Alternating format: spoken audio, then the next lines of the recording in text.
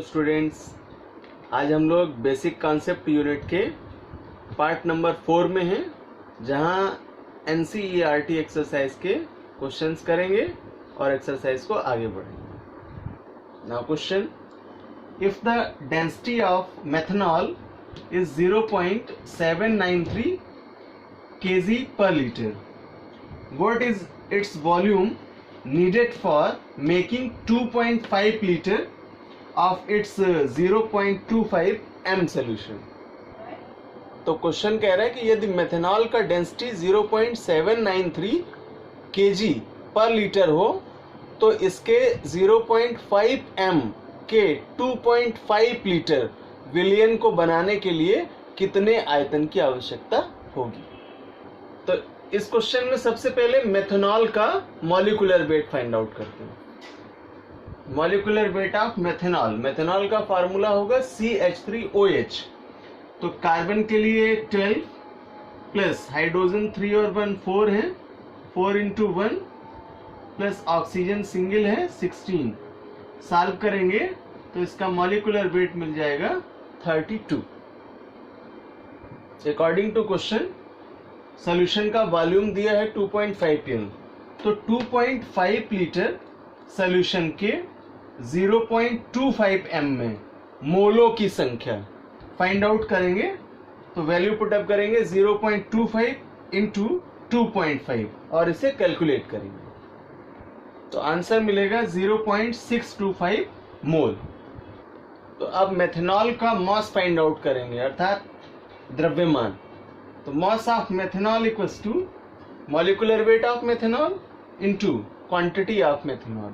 तो 32 इंटू 0.625 और मल्टीप्लाई कराएंगे तो आपको आंसर मिल जाएगा यहाँ से 20 ग्राम। तो मेथनॉल का जो द्रव्यमान है वो हो जाएगा 20 ग्राम। अब क्वेश्चन में आपको डेंसिटी यानी घनत्व दिया हुआ है 0.793 kg पर लीटर। तो इसे जब कन्वर्ट करेंगे यूनिट में तो 1000 का मल्टीप्लाई करा देंगे तो आंसर मिल जाएगा 793 L। अब क्वेश्चन में वॉल्यूम पूछ रहा था, आयतन पूछ रहा था, तो V equals to value put up करेंगे क्वांटिटी ऑफ यानी मॉस ऑफ मेथनॉल 20 है और अभी डेंसिटी हम लोगों ने कन्वर्ट करी 793 और इसको डिवाइड करेंगे, कैलकुलेट करेंगे तो आंसर आपको मिल जाएगा लगभग 0.025 और ये लीटर में होगा, जो कि इस मेथनॉल के लिए फाइनल V होगा यानी आयतन होगा। Now next question, pressure is determined as force per unit area of the surface. The SI unit of pressure pascal is as shown below। 1 Pascal equals to 1 m की power -2। If mass of the air at sea level is 1034 gram centimeters, calculate the pressure in Pascal। तो question कह रहा है दाब को प्रति इकाई क्षेत्रफल पर लगने वाले बल के रूप में परिभाषित किया जाता है। तो दाब का SI मात्रक परिकलन कीजिए, जो कि वैल्यू में दिया है आपको 1 PA equals to 1 m nm की पावर -2 और कह रहा है यदि समुद्र तल पर हवा का द्रव्यमान, वायु का द्रव्यमान 1034 सेंटीमीटर -2 हो तो इसका दाब पास्कल में कैलकुलेट कीजिए। तो इस क्वेश्चन में सबसे पहले G के वैल्यू के आधार पर एयर का मास फाइंड आउट करेंगे और देन प्रेशर के लिए फार्मूला लगाएंगे, pressure equals to force upon area यानी F अपॉन A। देन इसको कैलकुलेट करेंगे, वैल्यू पुट अप करेंगे और आंसर निकालेंगे।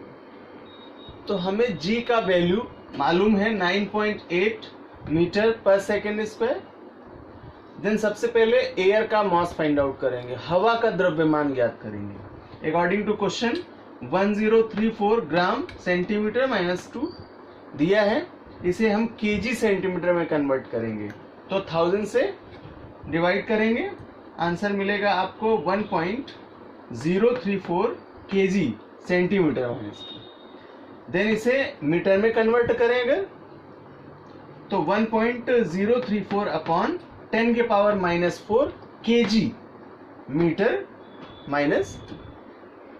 अब क्वेश्चन में कह रहा प्रेशर को कैलकुलेट करना है, तो फार्मूला पढ़ा है हम लोगों ने, P equals to F for force के लिए अपॉन एरिया A के लिए। तो इस फार्मूले के आधार पर वैल्यू को पुटअप करेंगे।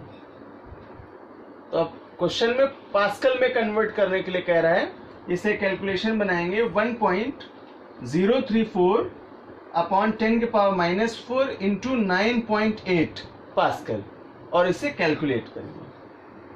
आफ्टर कैलकुलेशन आंसर मिलेगा 10.13 इंटू 10 के पावर 4 पास्कल, या इसे लिख सकते हैं 1.01 इंटू 10 के पावर 5 पास्कल, और इस तरह से ये आपका फाइनल प्रेशर वैल्यू होगा।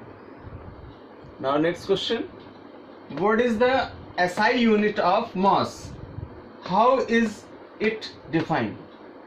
अर्थात क्वेश्चन कह रहा है कि द्रव्यमान का SI मात्रक क्या होगा और इसे कैसे परिभाषित करेंगे।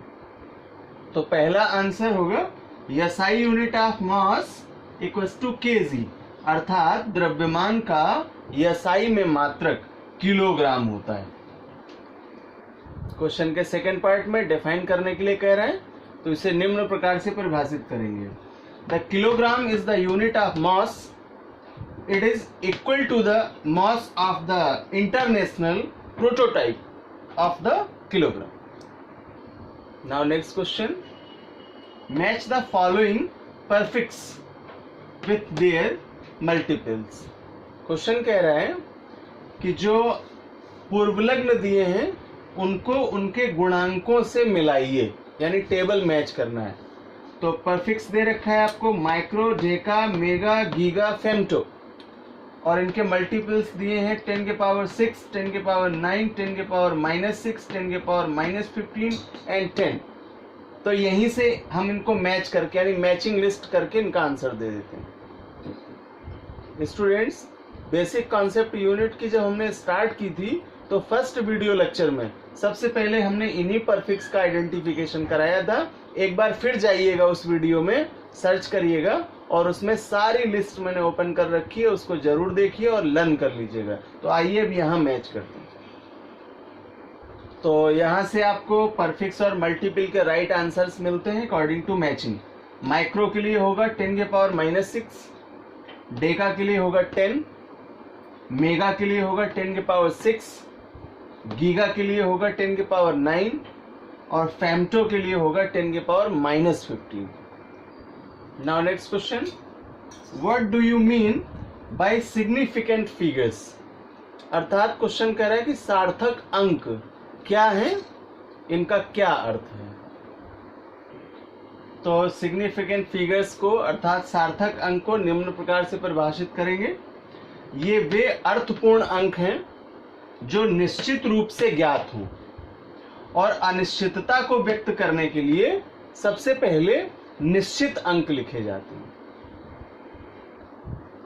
The uncertainty in the experimental or the calculated value is indicated by mentioning the number of significant figure. So we says that significant figure are meaningful digits which are known with certainty.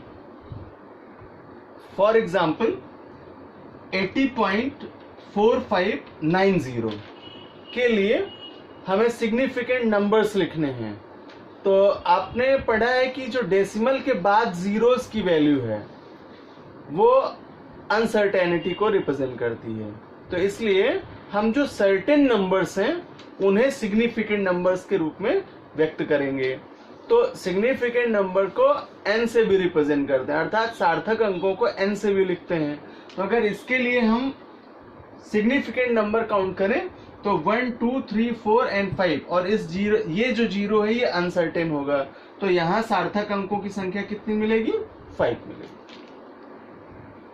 For second example, digit 865204.2600 और अब इसमें हमें सार्थक अंक find out करने हैं, significant figures find out करने हैं। तो काउंट करेंगे 1 2 3 4 5 6 7 8 और ये जो 2 zeros है ये अनसर्टेन नंबर्स होंगे, तो इनको हम नहीं काउंट करते हैं, तो इसलिए हमें नंबर्स मिलेंगे 1 2 3 4 5 6 7 8। तो यहाँ सार्थक अंकों की संख्या मिलेगी 8।